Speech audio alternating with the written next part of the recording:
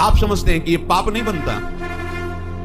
आप जिन क्रियाओं से अपने ब्रह्मचर्य का नाश करते हैं उसी ब्रह्मचर्य से संतान उत्पन्न होती है। तो उसमें परमाणु है ना, वही जीवाणु है ना, जो आप बहुत ही बुरी तरह से उसका नाश कर रहे हैं, तो आप पापाचरण कर रहे हैं।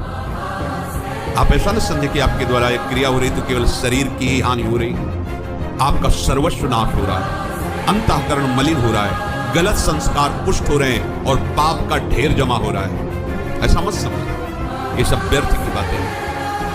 आपका अंतःकरण ऐसा मलिन होता चला जाएगा कि एक दिन आपको अंतःकरण से उपदेश मिलने लगेगा कि ऐसे शरीर का त्याग कर दो, किस काम का। ये हम उपासकों के मुख से सुनी हुई बात कहते हैं कि अब तो बस ऐसा लगता है कि आत्महत्या कर लें। पहुंचा दिया। भगवान क्या करे, वैरिणम, देखो दुश्मन ने कैसा जाल रचा कि आप अपने आप सोचने लगे कि मैं अपने शरीर का नाश कर दूं और दुर्गति, आत्मनन गति जाए। ये क्रम जब तक चलता रहेगा तब तक ये पाप कर्म रुकेगा नहीं।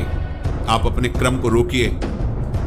एकांत आपका बहुत पवित्र होना चाहिए, ध्यान दीजिए।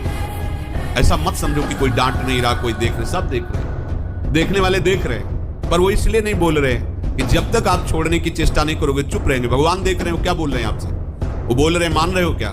तो जब रोगे, चिल्लाओगे, पिटोगे, जब फिर अपने आप तुम्हें समझ में आएगा कि आज्ञा पालन करना ही अनिवार्य है। अगर एकांत केवल रहने से भगवत प्राप्ति हो जाती तो सियार, बिल्ली, चूहा ये सब बिल में रहते, इनको भगवत प्राप्ति हो जाती। मन को मार करके शास्त्र और सदगुरुदेव की आज्ञा में जिसने जीवन बलिदान कर दिया, जीवित मर जाए उलट आप में क्षमा, ये कोई खिलवाड़ समझते हैं परमार्थ का मार्ग। जब तक गुरु आज्ञा का पालन नहीं तो जान ही नहीं पाओगे परमार्थ किसे कहते, केवल बकवास। परमार्थ ऐसे कभी किसी संत का वचन मानकर उनका अनुसरण नहीं किया, उनकी आज्ञा में नहीं रहे, उनकी परिचर्या नहीं की, उनकी दास्ता नहीं स्वीकार की, ऐसे ही तुम्हारे अंदर ज्ञान विज्ञान झलक जाएगा, ऐसे ही भगवतानंद आ जाएगा। खिलवाड़ समझते हो? केवल उघार और नंगे रहने से, वस्त्र न पहनने से अगर भगवत प्राप्ति होती तो सृष्टि में कितने ऐसे जीव हैं जिनके लिए कोई वस्त्र का विधान नहीं है, ऐसे जीते हैं। पानी पीने से केवल भगवत प्राप्ति, कितने जीव पानी पी के रहते हैं। फल खाने से कितने जीव फल खाते हैं, कितने जीव मिट्टी खा के रहते हैं, वायु पी के रहते हैं। कितने जीव ऐसे हैं जो जीवन में कभी संभोग नहीं कर पाते, क्या उनको भगवत प्राप्ति हो जाती है? समझना।